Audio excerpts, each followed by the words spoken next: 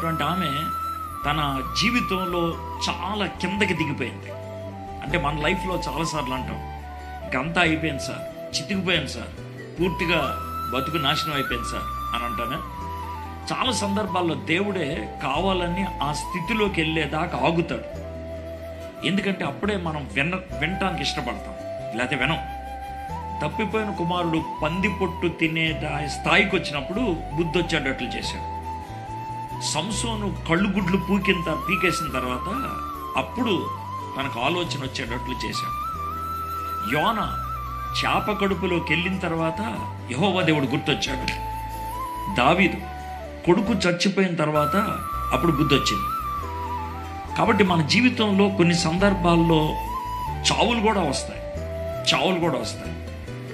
అప్పుడు దేవుడు ఆ సున్నితమైనటువంటి సమయంలో మనతో మాట్లాడటానికి ఇష్టపడతాడు.